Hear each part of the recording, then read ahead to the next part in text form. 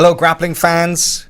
We're back here and we're only mere days away from the 2021 IBJJF World Championships, the first World Championships since 2019, and the 25th ever edition of the World Championships. That's pretty cool, huh? Hell yes. No, I'm so pumped, man. It's been a really fun couple of weeks. I'm sure you guys, if you're watching on YouTube, have noticed we've been putting out the Road to Worlds vlogs. I've been watching most of them. Corey and Trey and Michael have been on the ground, but that's just getting me so excited for, like you said, the first World Championships in a couple years. I feel there's a special energy in the air, Hal. Man, the Road to Worlds helps build that energy, right? Because the Road to Worlds is one of those... It's one of those slices of life of a true jiu-jitsu competitor. You know, we take you inside the best gyms in the world. You know, we do that hotbed of Southern California, but also Chase and I, we just got back from New York. We were in Unity last week, which is also one of the best gyms in the entire country, if not the world. And man, you can feel the energy when you walk into these places and you meet the guys and you see them training and you realize, man, things are just getting amped up for Worlds. And hopefully you have been enjoying the whole journey as well, because the Road to Worlds is definitely one of our fans' favorite pieces of content or favorite sort of series that we make every year, and it's nice to bring it back, right? Because this is the first time in a while. Yeah, no, it's really been a fun experience, and what a way to cap the year with a World Championship. So I know we're excited. It is fight week. You know, this thing kicks off in just a couple of days here. Yeah. It's our last time in the studio before the World Championships, and we've got a lot to talk about. So we do. Surprisingly, the IBJJF dropped the brackets a little bit earlier than I might have expected, actually. And so we've had a chance to kind of jump in there and really see what's what. And there are some spicy early matches, Hal. Spicy indeed, yeah. I was surprised the brackets came out as early as they did. They came out on Saturday evening. Usually we would expect them to come out about now, right? But no, like I think I was just chilling out on Saturday afternoon after that little trip to New York. And all of a sudden I get a message come through saying, what was it? Hang on a second. Let me pull up the bracket real quick, because it's... I got a message through, and it was the black belt featherweight class. Oh, that was it. It was Kennedy versus Samuel Nagai in the first round, and I was like, wait, what? And we put together some stuff you can play about while we're talking about this. Producer Tyler, and man, it is just one of those matches that immediately grabs your attention, and you're just like, wait.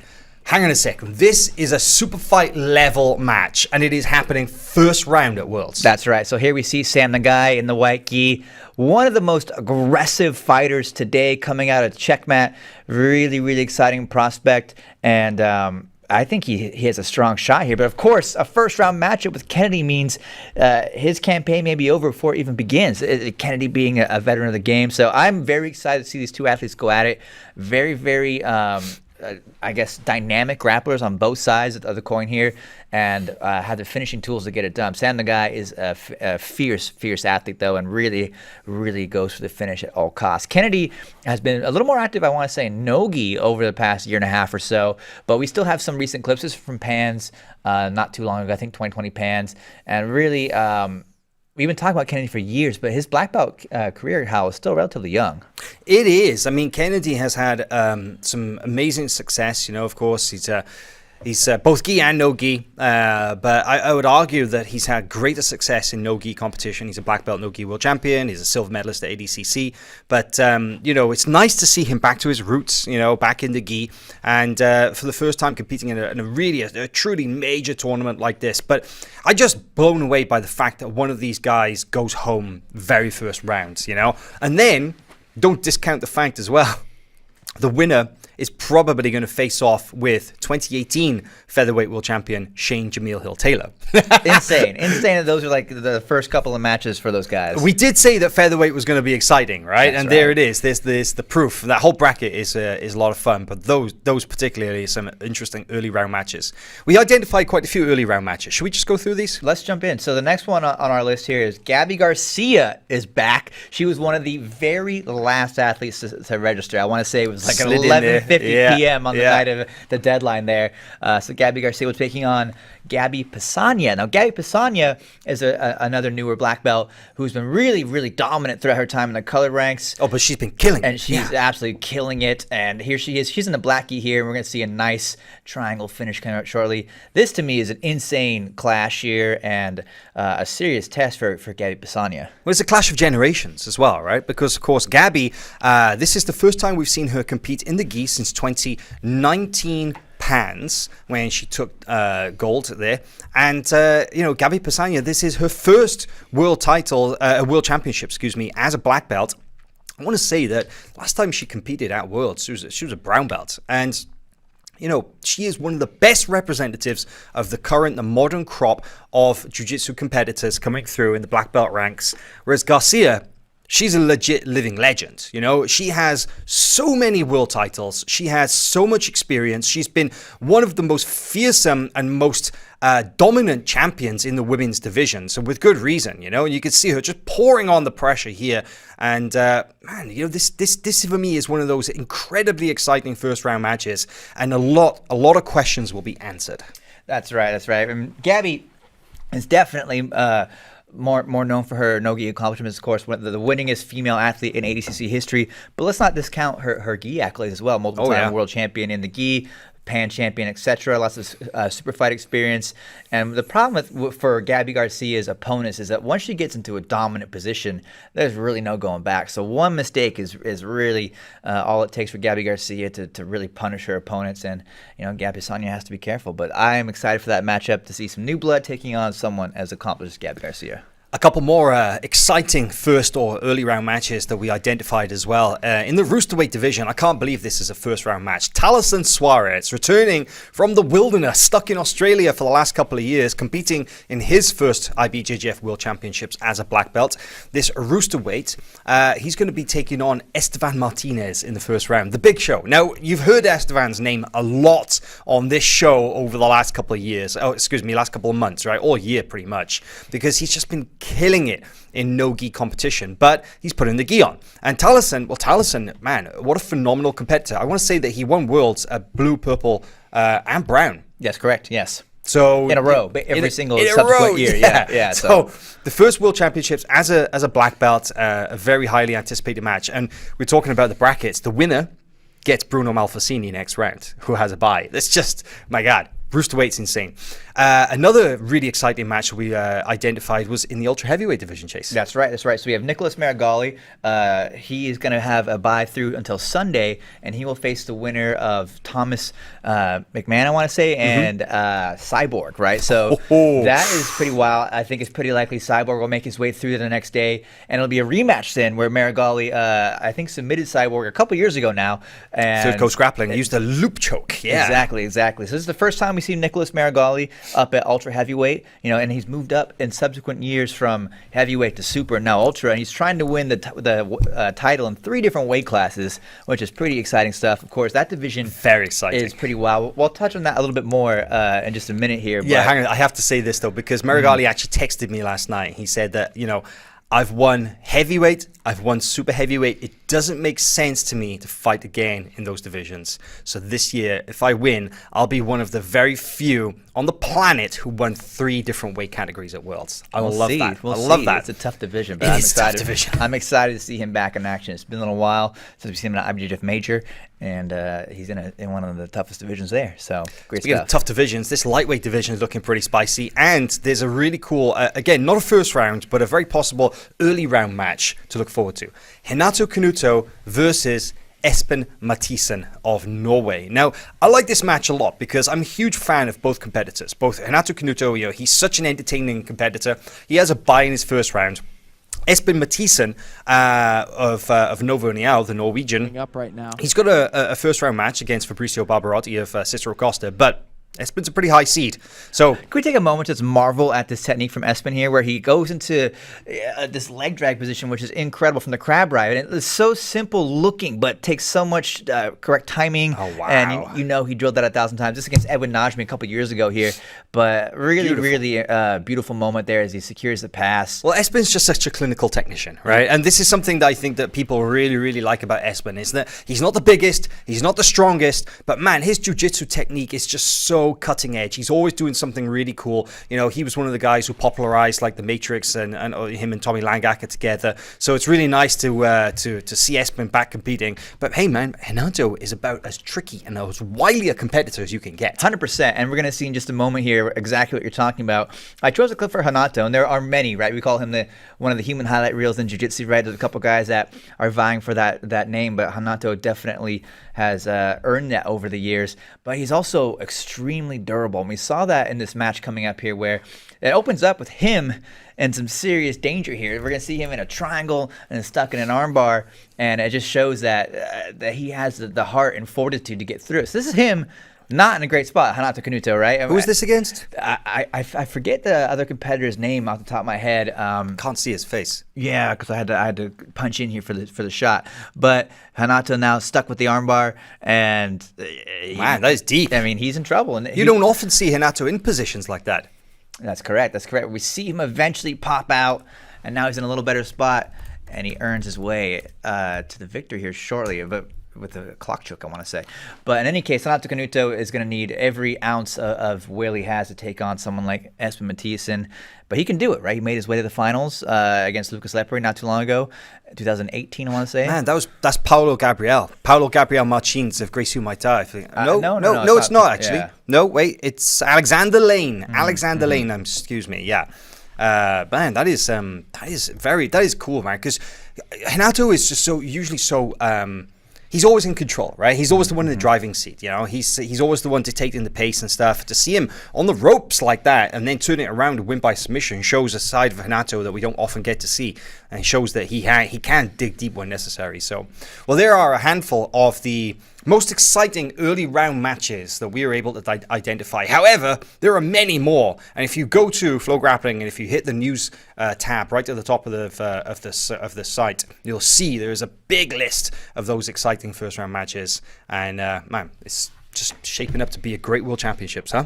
Yeah, it's going to be a wild day. And this, by the way, doesn't even touch on the absolute, because we don't know who's going to be in that quite yet. But I know we're all waiting with bated breath on who's going to throw their hat in the ring and try and take the title, because, of course, it's the first year in a very long time when there's no Buchecha, which means we will see a new absolute champion crowned. So very exciting stuff. There's a lot of upheaval this year at Worlds. A lot happening. Also, it seems that there could potentially be a new team champion this year as well.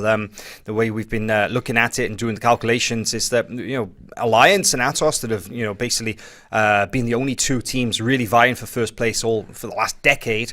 You know, Alliance were dominant in winning over 10 times, and Atos were able to take 2 of those. But, you know, Atos are pretty open about the fact that they don't feel, or Andre Galvao was saying that he doesn't feel that the team could win the World Championships this year because they have so many competing at black belt and they lack the depth necessary at the color belt ranks to be able to kind of get those points. Obviously, Alliance are always sending a big team, as are Gracie Barra, as are GF Team, but it seems like people are favoring Checkmat to possibly take the team title for the first ever time. So that could be pretty cool. Yeah, I was very interested when Andre Galvao mentioned that in his interview, right? And you crunch the numbers and you see that Checkmat does have some serious depth in those color belts, which is essential, of course, like you said, because all titles count equal as far as the points are concerned, right? Exactly. So, not to get too into the weeds here in this conversation, but basically a gold medal black belt and a gold medal blue belt, well, they count the same as far as the team standings for the entire tournament, and therefore you need to have a fully fledged out team on all the ranks to get that title. The way I talk about it, it's like medals at the Olympics. It doesn't matter if you win a medal in swimming or the 100-meter dash or whatever it is. You know, the points for that gold medal are worth the same. So it's the same thing at the IBJJF Worlds. The medal color are what dictates the number of points that ultimately go to the team standing. So we'll see how that shakes out, and hopefully what we'll do is we'll be giving you running updates throughout the entire tournament, especially at the end of each day, Thursday, Friday, Saturday, and then, of course, at the end of the tournament on Sunday, to kind of give you guys an update about how things are progressing, who's in the lead, who are the champions coming through. because we have blue belts on day 1, we have brown belts on day 2, and so on and so on. So lots to digest. But speaking of worlds, some quick updates for you for the World Championships. Number 1 is that when we were in New York last week, we spoke to Leandro Lo at Unity. We spoke to the entire Unity crew. But one thing that we wanted to know was whether Leandro would be doing the absolute division or not. And we asked him. We said, Leandro, what's the deal, man? Because you went down to medium heavyweight this year for the first time since 2016. Can you give us an indication of your plans? And, well, best thing to do is let the man himself say it. So take it away. Esse ano você vai lutar no absoluto também ou só no peso? Não, só o peso. Só o peso. Dessa vez porque os 3 anos que eu cheguei na final, 17, 18 e 19, eu perdi o peso, né? Então eu tô agora priorizando mais meu peso, porque ainda mais de meio pesado, eu vou lutar com os caras muito grandes, aí chega muito cansado no outro dia e não consegue render. E eu quero render bem assim mesmo, esse mundial eu quero pelo menos lutar bem pra caramba, tá disposto e preparado. Interesting to hear Leandro basically say that, yeah, I made it through to the final of the Absolute 3 years in a row, but I lost my weight class. And kind of a bittersweet thing, right? Because a silver in the Absolute is no joke, especially when you look at some of the guys that he beat to get there as well. Those are some epic runs. However, you know, he wasn't able to get the gold medal in his weight class, and that's, for him, that's what really matters. He took silver a couple of times there. Actually took bronze one year in the, lost in the semi-final via injury to Muhammad Ali. So there it is. You know, long story short is that he says that no, he's going to focus all his energy on the weight class. What do you think about that? Well, it points to the trend of a renewed and different focus from Leandro, right? He moved down to another weight class that he's traditionally done very well in, back in medium heavy after going up. And then, of course, he did most of his camp at Unity Jiu-Jitsu in New York City. So Leandro really took a hard look at his training in his past years and said, okay, let's try a few different things here, including maybe avoiding the absolute this year in order to prioritize the gold medal in his weight class. So I'm very excited. You know, we saw some great training from Leandro in New York, and to me, to see the old dog come out on top one more time would be pretty cool, right? Just because he is a veteran at this point. I mean, the best example of such, right? So, I mean, competing as a black belt for what, 10 years or something? So, I would love to see that happen one more time, but he has some stiff competition. Middle heavy is one of the deepest weight classes at the World Championships this year. So we'll see what happens. But I'm liking all these decisions. It seems like a smart game plan from him. And like I said, just got to see how it all goes. Yeah, really not sure how it's going to shake out. That medium heavyweight division is pretty loaded. Some more news coming into Worlds, I should say, is the news that Cole Abate was promoted just a couple of days ago when we were there at the Art of Jiu-Jitsu, promoted from blue to purple belt. Now, Cole has been one of those guys who has been accused of sandbagging. However, people making these accusations have no idea that he has followed the IBJJF rules to the letter in terms of staying at the belt rank for the necessary amount of time to be able to move through the ranks to compete. Because maybe people don't realize, but there are minimum time requirements that you must spend at each belt level to be eligible to compete in IBJJF competitions. And if you skip those, or if you jump ahead and get promoted too quickly, then you're suspended from IBJJF until that time is served. So you're basically stuck on the sidelines. So Cole was registered at Juvenile 2, blue belt, but his coach Guy Mendes decided to promote him to purple belt, and that means that he is registered at Worlds, but there's nobody else in his division, so it's unlikely that he will compete. But that's not the point. The point is it's symbolic that in 2022, Cole will be able to compete at purple belt in the adult division, and I think that's what people are looking forward to. But we have a video of the promotion. Let's roll this, take a look, and then we can hear from Cole himself. Cole?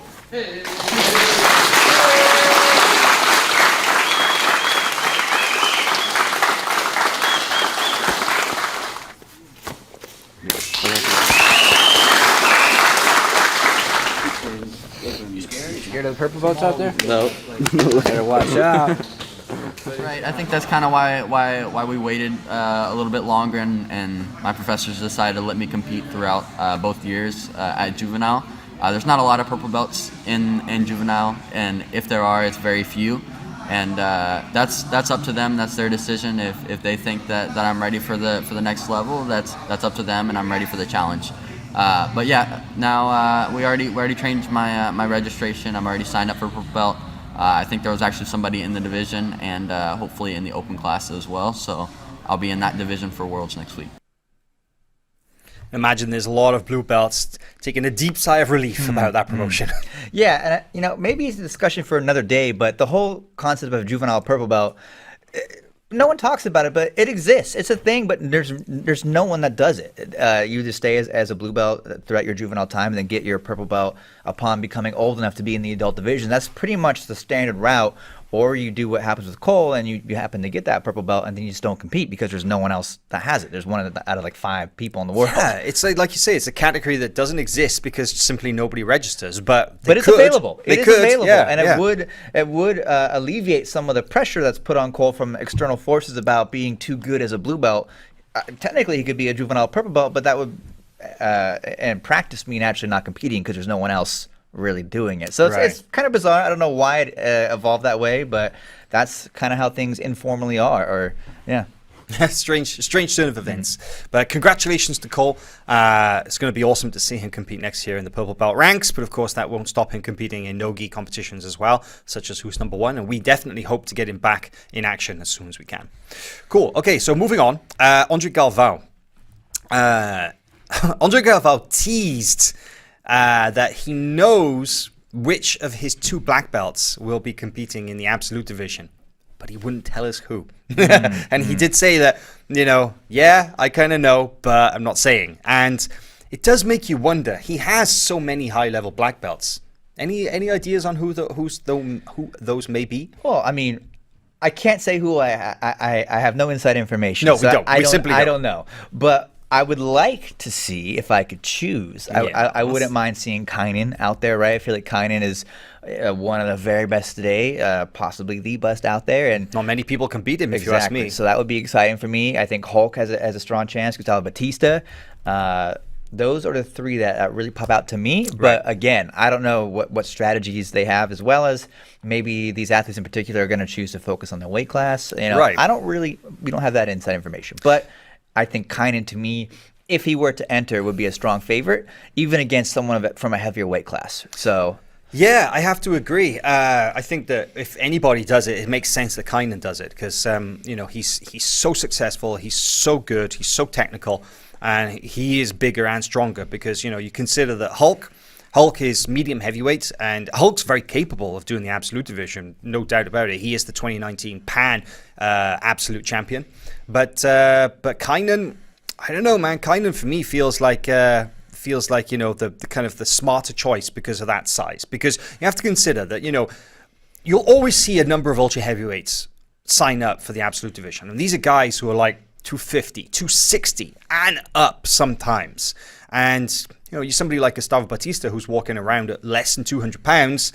That's a hell of a weight difference. 60, 70 pound weight difference. That's big. And, like Leandro explained in his interview earlier, that can weigh on you going into the second day of the weight class and stuff and leave you spent. So somebody like Kynan might be a little better to take on that challenge. But that said, maybe we will see Gustavo Batista. Maybe we will see Hulk sign up. Because Batista, don't forget he's silver medalist at the recent Pan Championships in the absolute division as well. And he did have a match with Victor Hugo at the IBJJF Heavyweight Grand Prix just a couple of weeks ago. And to be honest, he looked fine. And Victor is huge, but he did pretty good. So yeah, what was that decided by? 2 points or advantages? I want to say it was advantages. Yeah, it was very narrow margins there. So absolutely, maybe that was confidence inspiring, right? And maybe he'll throw his hat in. So we don't know exactly what they're going to do, but they do have some great options.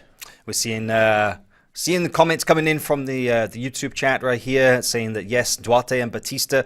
I think those are pretty solid guesses. And Duarte for sure, says Mitch Renfrew. Yep, I feel like Kynan is a very solid bet to enter into the absolute. But I did ask Kynan a couple of weeks ago. I was like, are you going to do the absolute? And he's like, I don't know. See how I feel. It's a very Kynan answer. So if you know him, that's kind of what he's like.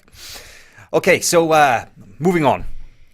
Divisions. The best divisions at the World Championships. Now, it's kind of a little bit unfair to sort of say that, oh, these are the best divisions, because they're all very, very good.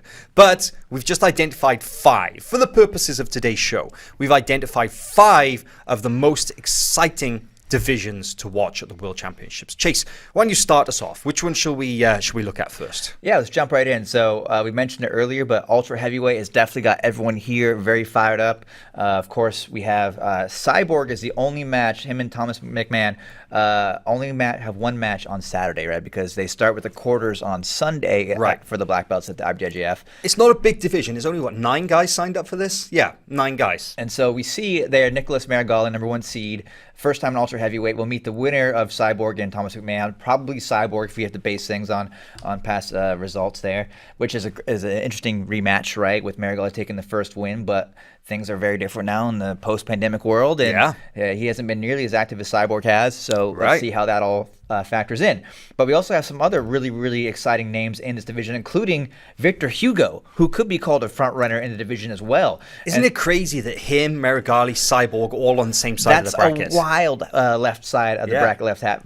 And look at that first round match. Wallace Costa, who I was just going to say, So I'm taking the words out of your mouth. I'm sorry. Go for it. Wallace Costa just took second at the AJP King of Mats last weekend in Brazil. And he is a bad man. This guy, Wallace Costa, he is a solid 245 pounds. He is a GF team black belt. He's nasty. This guy, he comes to fight. He gets in your face. He's got the classic bully fighter, uses his size very well, very aggressive. So, man, as far as first round matches go, or just even that side of the bracket, it's absolutely insane. Absolutely, and I think Victor Hugo's size advantage that may take place in some other matches is possibly somewhat negated with Wallace Costa here. So very, very, very exciting one half of the bracket. But then we go to the other side, and we have Igor Schneider, Max Jimenez, Luis Panza again.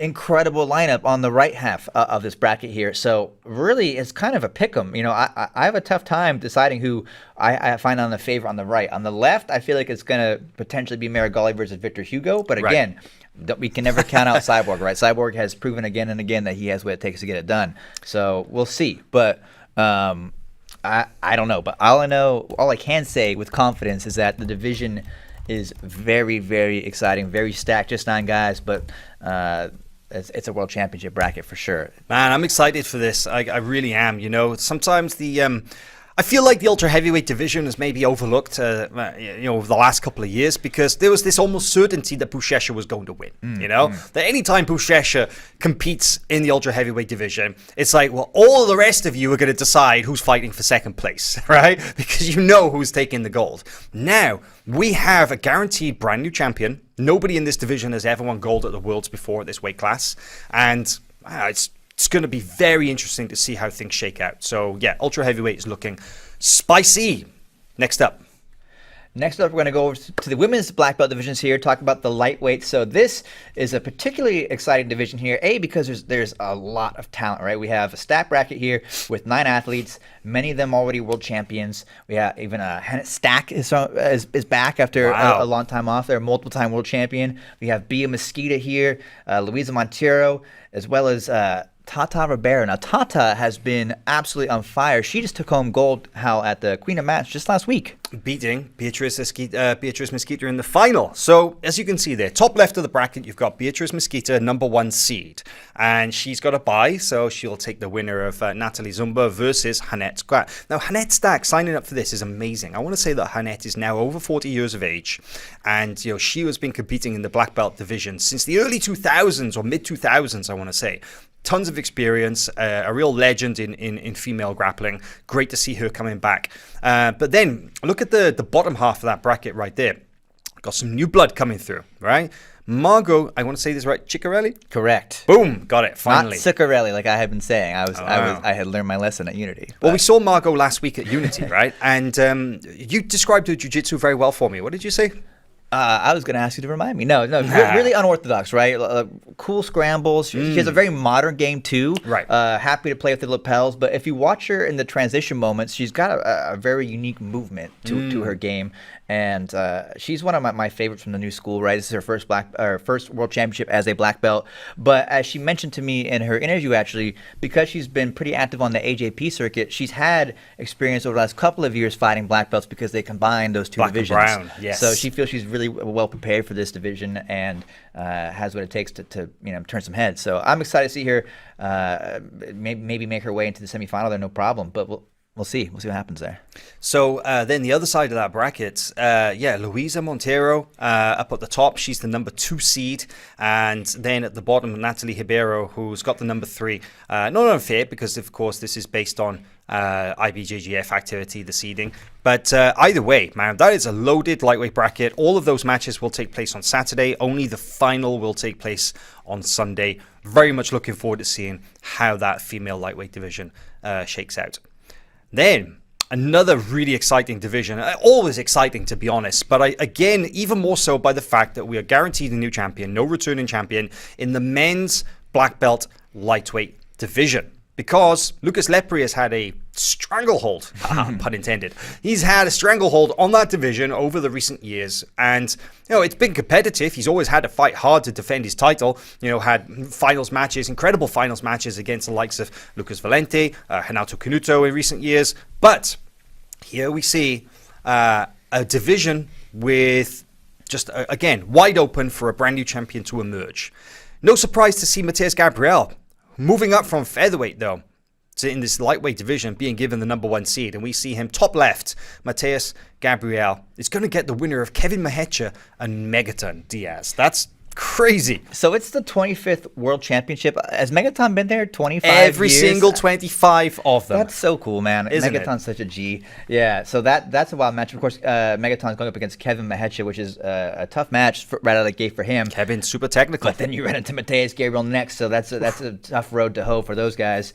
But that side of the bracket is really exciting all the way top to bottom. So we have Johnny Tama there, far Michael left. Liera Taking on Jr. Yeah, exactly. Then we have Michael Liera. Scroll over to the right, please, Tyler, if you would, top right, because then you can see here that Lucas Valente of Gracie Barra, number 4 seed, and he took silver, of course, at the IBJJF Worlds a couple of years ago, and then scroll down a little bit because this is interesting. You see there, number 6 seed, Marcio Andre, and it's interesting because just like Mateus Gabriel, the last time he competed at the World Championships in 2019, he was in the featherweight division. In fact, so we have against Mateus Gabriel. So we have the gold and the silver medalist from the featherweight division in 2019 have both moved up to lightweight this year. And it's not that, of course, that this division is any easier. It begs the question why these guys would choose that. But we know why Mateus did, because he said that he spent a lot of time training with Leandro in Brazil, and man, that effect rubs off. He's like, I saw Leandro go up through the weight divisions over the years and make his name becoming a champion in multiple weight divisions, and he's like, I want to do the same thing, and he said, if I win lightweight, maybe next year you'll see me do middle. So that's awesome. Isn't it cool? I mean, I respect both mentalities, right? Like Lucas Lepri winning 6 titles at lightweight is insane as well. So anytime you're a multiple world champ, it's kind of up to you to choose the flavor, but I'm going to be impressed no matter what. But right. I agree. It is cool to see them also take on new faces as well. So okay, speaking of new faces, go down to the second page of this bracket, please, Tyler, because we've got some really, really cool names that we want to feature here. The second page of the bracket, top left. Now, we've got Guilherme Rocha of ZR Team up against Andy Murasaki in the first round. However, we've been told that Andy may or may not compete at Worlds later this week. Galvao said he's been dealing with some injuries, so it's not 100% as to whether he comes through. So Guilherme Rocha, we may see him go straight through into the match against Jonathan Alves, number 2 seed. I mean, those are 2 tough back-to-back matches for Guilherme. So, pick your poison, right? Start with Andy or start with Jonathan. But again, those are 2 very, very exciting athletes. 3, if you include Guilherme, of course. So that's just the top half of that left side. We also have Pablo Avicelli, who he's been killing it. He is, for me, kind of the dark horse to watch in this tournament. Really, really dynamic grappler from Argentina, but now I think based in Orlando. It says up there, Renzo Gracie athlete. He's done quite well, right? I think he's bronze medalist, maybe AJP. No, champion. Was he champ? Yeah, champion at AJP. Yeah, Laviselli's great. He's been killing it. But look at that, Rodrigo Freitas, who I want to say is possibly the oldest competitor in this lightweight division after Megaton. And Rodrigo is still as dangerous as they come. Rodrigo Freitas is an absolute monster and not to be discounted. Top right of this bracket. Oh, okay. This is so cool. Okay, one of your favorite competitors, Levi Jones-Leary. Right, we all love Levi, the technician, the bolo master, the Australian sensation, going up. He's got a bye, but there's a very strong chance that his first match could be AJ Agazarm, because AJ Agazarm coming in at the 24th seed, which is incredible, going up against Leon Larman first, the French Braza representative. But man, Levi versus AJ. Ooh, like that. It'd be an interesting match to see. It's nice to see AJ back in more of his normal weight class. After doing ultra heavy a couple back-to-back tournaments, you can see that he's taking World seriously. And yeah, I mean that's a tough first match out of the gate with Leon, but running into Levi Jones-Leary would create a very interesting dynamic between the two of those guys. And I don't know what's going to happen because AJ loves using dangerous scenarios to actually turn the tide in his favor somehow. He's so good at doing that, and so that's a scary game to play with Levi, but I'd watch. So me too, man. Scroll down a little bit, please, Tyler, because you've got on the bottom side of that bracket there, Renato Canuto could potentially, as we mentioned earlier in our first round matches or early round matches picks, Renato Canuto could be facing off with Espen Mathisen, but Espen has to get through Fabricio Barbarotti of Cicero Costa first, but that's a great first round match. And seeing Levi versus Renato or Espen is just mouth-watering. I would love to see any of those matches. Man, Levi versus Espen, though. Bolo versus Bolo. Is it like dividing by zero? Things just implode. Both those guys bolo each other and they just disappear into like a black hole. It's incredible. We've been trying to see some version of that match, either with Tommy and Levi, Espen and Levi for years, and so far it's never come to pass. So maybe this is the tournament. We'll see. So we got some more divisions we want to run through because there are a couple more. Tee up the next one, please, Chase. Let's talk about Roosterweights, right? Oh, so yes. This has been, I think, at the forefront of everyone's mind since we saw some of the names come out very early. We've got Bruno Malfacini, 10-time world champ, Mikey Musumeci. They are on opposing sides of the bracket, meaning the only way they'll face and have a rematch there is in the final, which, of course, is pretty phenomenal. A lot of drama there.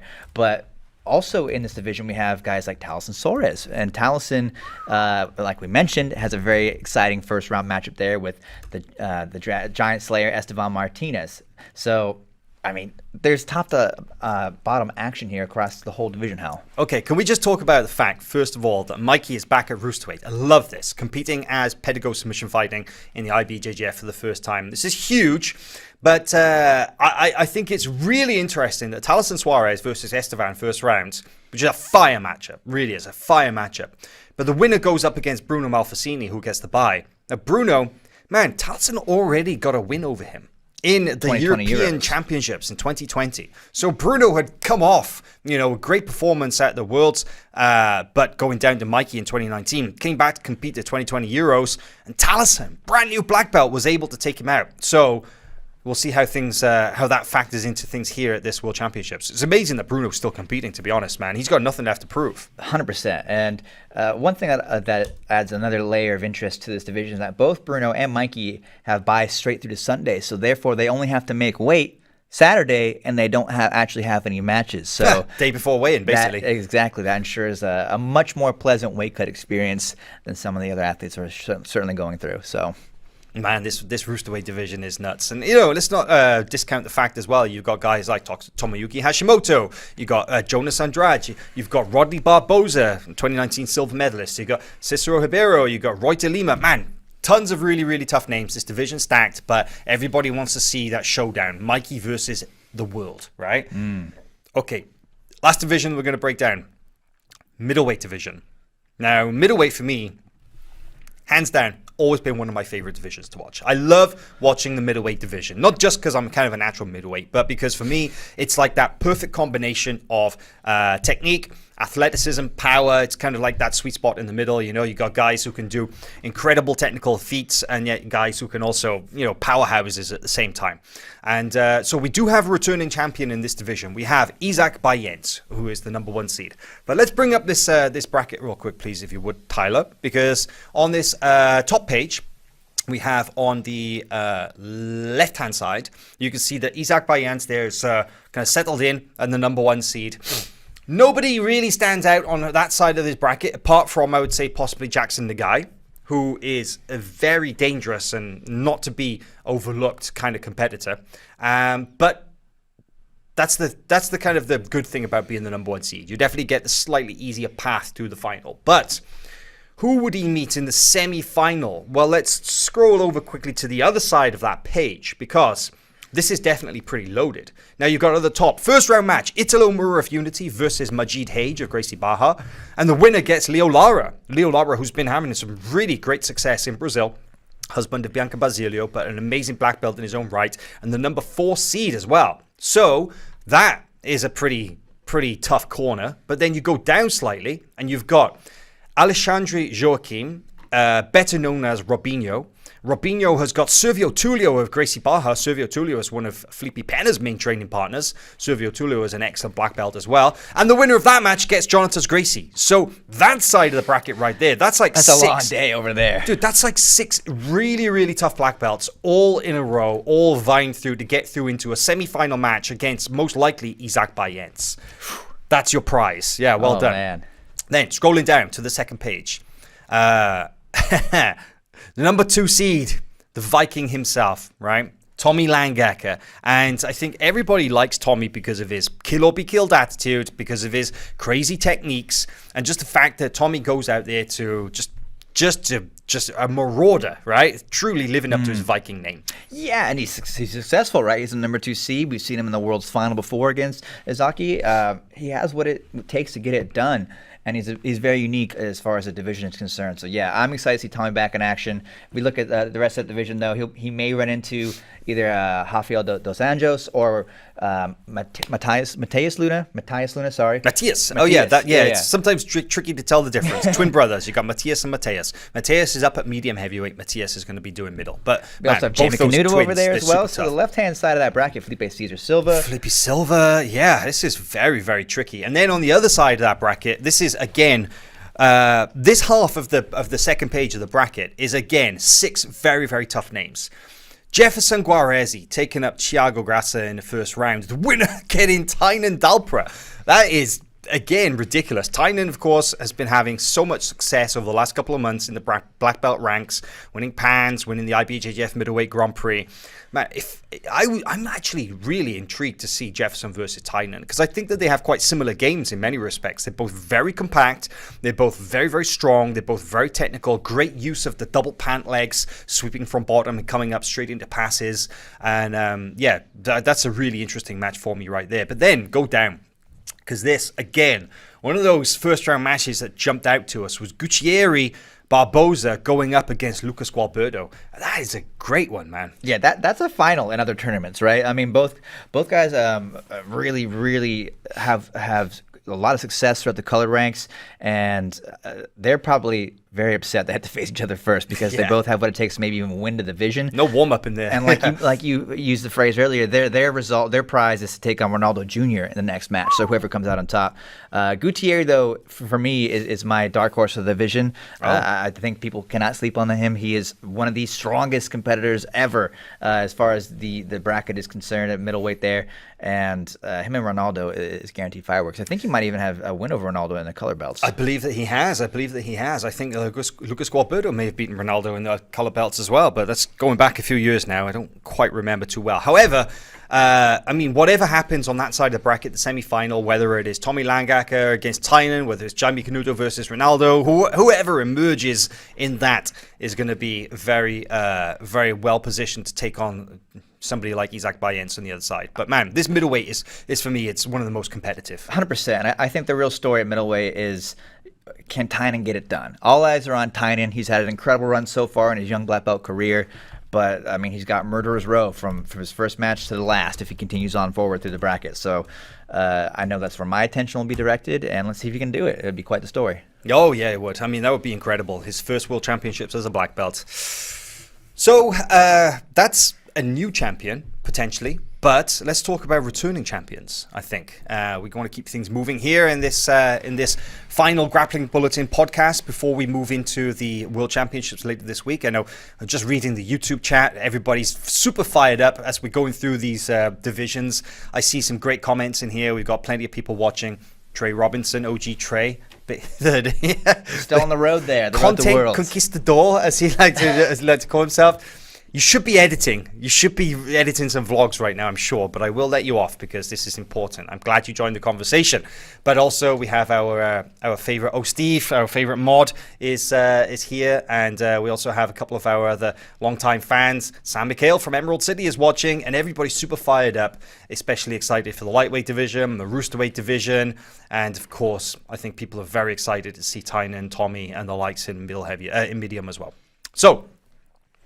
Returning champions.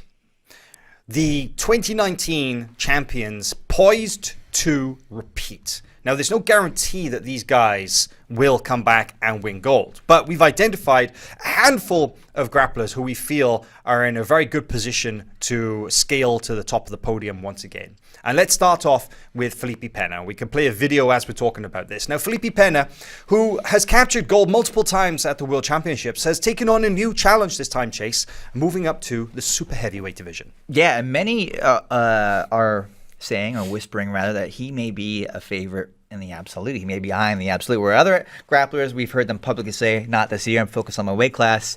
Felipe hasn't said it out loud, but maybe that's where his head's at. So in any case, he's definitely a favorite for his division there in super heavy, but lots of strong challenges as well. We got Felipe Andrews, another thing that jumps out at super heavyweight. But I don't know. Felipe Pena is the guy to beat, I think. Yes, Felipe Pena as well. Now, he's made some comments about how this may be... I'm not sure if it would be his final appearance at the World Championships, but he has said that he is very strongly considering a run at MMA in 2022. So this may be the last time we see him in the gi for some time. I would imagine that if he's training MMA, with eyes on making a debut sometime next year, there's a good chance that we'll see him compete at ADCC because it's less of a different. I want to say he got that invite already. I believe he did, but there's less of a kind of a transition going from MMA to ADCC, right? Because you're still training no gi, but to kind of be focused on the gi and then make the switch is a more different prospect. So let's see if Felipe Pena can do it again. But super heavyweight is very stacked, and I'm excited to see how he does. Physically sort of up in weight as well, like what that looks like, because he's so technical, right? Yeah, he's also a very clever grappler. Has always knows the right strategy at the right moment. He's always getting the last score required to take the win if it comes down to that. So, like I said, I think he's the guy to beat in super heavy, but it's lots of challenges for him there. Yes, it is. Another champion that we feel is, again, well poised to win, and I feel that she probably should be a favorite in her division, is, of course, Ana Carolina Vieira. Three-time world champion in the middleweight division. However, Ana Carolina has actually decided to move up in weight this year, and she's going to compete at medium heavy. And I think that this is an interesting move, but she explained it for me that, hey, I've got my eyes on the absolute. And being bigger and stronger helps so much when she has to go up against people like Yara Suarez and Gabi Pesanya and possibly Gabi Garcia now as well. Yeah, Ana Carolina is such a powerful grappler. Really a treat to watch, her pressure passing game. And like you mentioned, she really is, for me, the favorite in this division, already into the semifinals to start things off in her, because she has a bye in the first round. And assuming she makes it to the final, which I think she will then face either Elizabeth Clay or Chloe McNally, both of whom she's had matches with and beaten. So I think Ana Carolina is really perhaps not looking past her division, but feeling really good about it and really, really targeting the absolute, like you mentioned. Like that's where her goals are this year. It's a pretty small division as well. She would only have 2 matches to win gold. So I think that taking on that extra challenge of the absolute division makes a lot of sense. And she's, just to give it a perspective as well, moving up from 152 pounds, the middleweight division, to medium heavy, which the limit is 163.6 with the gi. So that's a fair amount of weight. And I wonder, because she's already so powerful, what that's going to look like when she actually comes to compete. Another champion that we have to feature as well, because of the stunning way that he won gold in 2019, is Mateus Gabriel, right? Featherweight champion in 2019, and as we explained, 2021 is the year that he's going to go up to lightweight. What do we think? I think he has a very strong shot at repeating here, getting another gold. But I am excited to see Mateus up a weight class. I feel there are perhaps more challenges for him there. He's done phenomenally well on the super fight scene and things like that. So, but I just like watching Mateus grapple. I mean, he's such a strong finisher. Super aggressive. Here we see that black hole technique that he loves to do. He finished that armbar there. I don't know. Mateus Gabriel, to me, is still so fresh into his black belt career, still so new, but already very, very dominant. Submitted all his competitors at Brazilian Nationals not that long ago, a couple months ago, coming into the Worlds with a lot of positive momentum. But we'll see. I mean, the lightweight bracket is especially deep. So, as we explained, indeed, the lightweight division is very, very deep. But I have to feel that if Mateus Gabriel is capable of doing things like that as a featherweight, when he had to cut a pretty serious amount of weight, we're talking over 20 pounds, that how he's going to do when he's competing at lightweights, because he was very young as well when he actually won his first world title. I think he was 21. So a couple of years later, still physically developing. I feel like lightweight is a definitely interesting prospect. See how he does with that extra muscle on his frame. But exciting to see indeed. And then a couple of guys that we haven't got videos for, but we'll just discuss quickly, is Maisa Bastos. Now, this is the first time that Maisa, in a long time, she's actually got a really solid division that she has to fight through, because it's kind of curse of being the black belt Roosterweight queen is that there weren't that many opponents for her, so she would bounce between Rooster and light feather when necessarily in search of challenges. But the Roosterweight division, where she won her gold in 2019, she's back this time. She has a division of 8 people. So that's actually like a full bracket this time, and that's great. Yeah, it'd be 3 matches for her. And also, it's key to note that she may run into Brenda Larissa at some point, who has beaten Maisa, but under AJP rules. Right. So, and Maisa actually pointed this out in an interview I did with her. Of course, the biggest difference that she noticed was the 5-minute time limit at AJP. That's half an IBJJF That's match. a lot different. Yeah. And of course, when you also factor in the last to score criteria, 5 minutes doesn't leave that much time to score. So if you score last and you win, that's a different kind of game plan. So I think Maisa believes that she fits her game fits the IBJJF format a little bit better.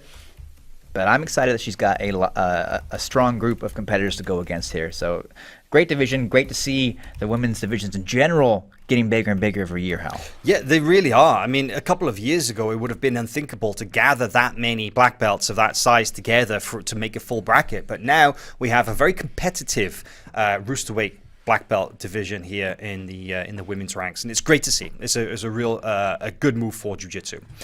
So it's kind of tough to say who's the champion here, because they closed out that year, right? Because Lucas Hulk Barboza took the official gold on the records, and Gustavo Batista took the silver. But I think a lot of people are looking for Hulk and Batista to close out once again at medium heavy. But that's not an easy prospect, because that division is pretty loaded, right, Chase? Yeah, and of course we have Leandro Lo is in that division. And it is insanely stacked, to be honest. I mean, Leandro's side of the bracket may be the toughest, right? So let's pull it up here. We have Leandro Lo. He's got a bye in the first round, then maybe Nate Mendelsohn. But then he either has the option of Mateus Denise or Otavio Souza there in the quarterfinal. And should he move on to the semis, then he would have to run into maybe Gustavo Batista or the other Luna brothers in there as well. Man, you've got Mauricio Oliveira. You've got Mateus Luna. You've got Gustavo Batista on the other side of that bracket, all poised through to move into that semi-final as well. And then that's only the second page of the bracket, because the other page of the bracket, you've got Hulk, you've got Gabriel Almeida, you've got Andre Porfirio, pan champion, you've got Murilo Santana, you've got Alex Muniz, you've got Hibamar. Man, that is a lot of very, very tough competitors. So when it comes to our 2 returning champs, then they have their work cut out for them to close out a second time. Yeah, they've got the number 1 and 2 seeds. I feel like the earlier matches are definitely a little easier than the other side of those brackets. But that said, there are some serious landmines in those brackets that they could encounter. So by no means a certainty, but it's going to be interesting to see how that division plays out. It's probably one of the I don't want to say shakiest, but it's one of those divisions where you're like, man, you're going to have to work hard to do it again, right? So, but then one last champion that we wanted to highlight is the return of Tammy Musumeci, who's going to be coming back for the light featherweight division in the women's ranks. And, she came out of nowhere, remember, in 2019, basically entered Worlds on a whim and won gold. Yeah, I think she had to beat either 2 or 3 previous world champs to claim that title in impressive fashion. Incredible run. Mikey and his sister Tammy being the only sibling duo to capture a world title in the same event, same year. Cool. That's so cool. They're vying to do it a second time. So very possibly. I mean, she's stuff. coming back. She's the number 1 seed. And then you look at her division, and there are a couple of standout names, though. And I think that the one for me that she has to be most careful of is the number 2 seed, and that's Ana Rodriguez of Dream Art. Certainly. So Ana Rodriguez has been killing it. She's been having such success. She took gold at the Pans recently. She took gold in AJP, and she is just an absolute murderer, this Dream Art light featherweight black belt.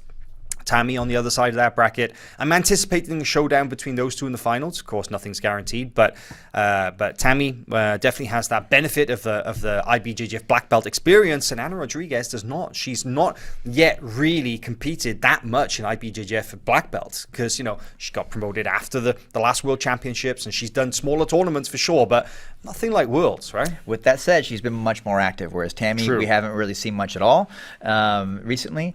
But that hasn't stifled her in the past. Last thing we saw from Tammy was WNO Championship. Exactly. So how long has she even been training in the gi for this, right? Who knows? But she's proven before that coming off a layoff, that was the story going in the Worlds, which she won. So I think she's always ready. We'll see. Indeed. Yeah, indeed.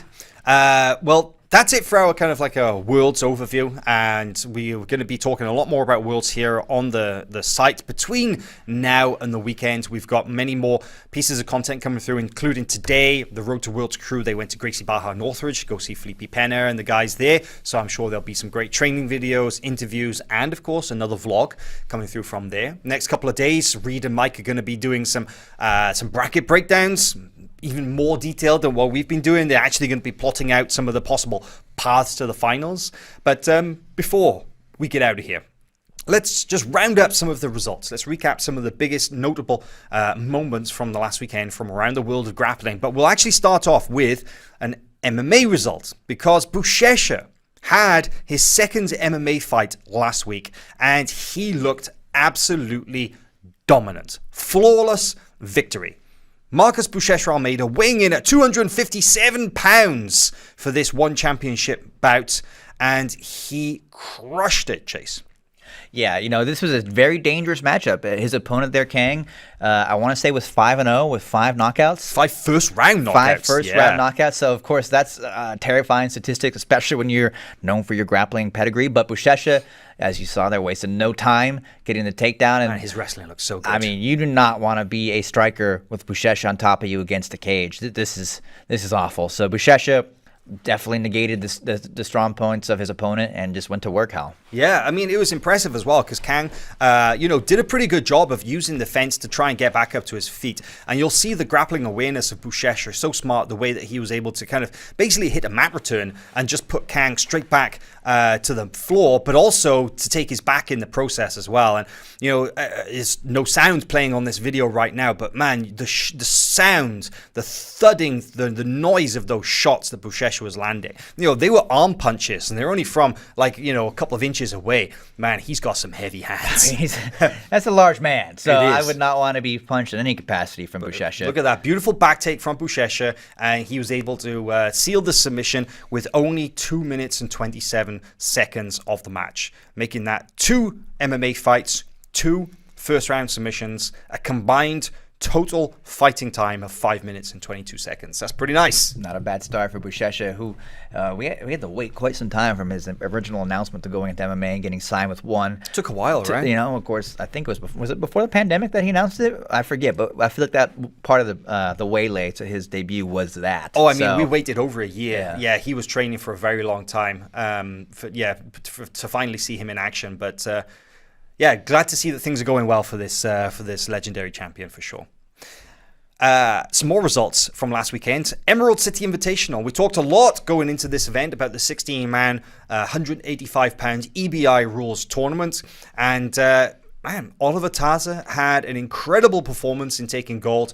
He managed to score a number of number of quick submissions in his matches. As you can see here, bunch of heel hooks. Surprise, surprise, Mr. Taza. Didn't see that one coming. No, you didn't, of course. But this is an interesting match because his first was about a minute, and his second match here against Jay Rodriguez. Now, important to note that Oliver Taza, representing New Wave Jiu-Jitsu, Jay Rodriguez from the B team. Of course, those were the two teams that split after the Danaher Death Squad fragmented. So this is the first time that those two teams ever faced off against each other in competition. So Taza gets the first win. J-Rod being Nicky Rod's younger brother, by the way. Now look at this backstep.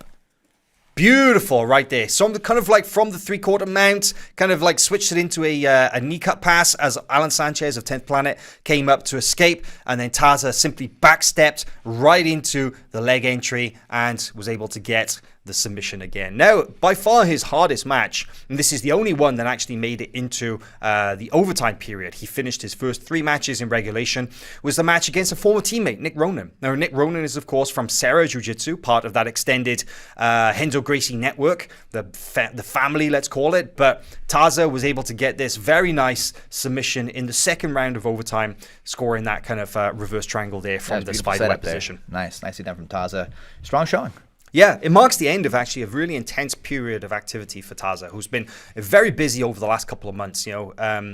Since September, he's had his foot on the gas. He won the ADCC European Trials. He's qualified for ADCC next year. We saw him at Nogi Worlds.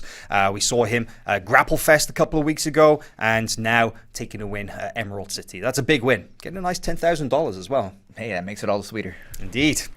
And then the final result that we wanted to highlight tonight was the PJ Barch in the main event of Fight to Win 189, submitting Michael Liera Jr. with a very nasty heel hook. Play this clip, please, Tyler, if you would, because first of all, I love Michael Liera's guard game. Really, really open. But just, man, look at Barch's use of the legs and the way that he's able to escape from a pretty nasty position and turn the tide, catch the heel hook here in the transition. That was sweet. And then rip it on. And I got to say that PJ Barch, man, when he gets hold of a leg, he slams those heel hooks on, man. I mean, it's fair game, but my God, I would not want to give him my foot, put it that way. Yeah, beautiful transition from PJ Barch there. Really showing off he's a well-rounded grappler, right? Oh, yeah. Like everyone talks about his wrestling and his scrambling ability, but again, a finisher. So indeed, yeah, I agree. A really big win. He narrowly missed out on 3rd place at the ADCC trials just a couple of weeks ago there in Jersey, but he did tell us that he's going to be back to compete at the West Coast trials next year. That's scheduled for approximately sometime in April. We've been told early April. So we're looking forward to see that. And I don't know, man. I think PJ is definitely a favorite to do well in that division. Well, I think that's pretty much it from today's episode of Grappling Bulletin. Time to call it. And, man, nothing left now but to just get down, get your head into those brackets. Look forward to the IBJJF World Championships, which starts on Thursday. You can watch it all live here on FloGrappling. Every match, non-stop, Thursday through till Sunday. Nothing more to be said. We'll see you guys there. Can't wait.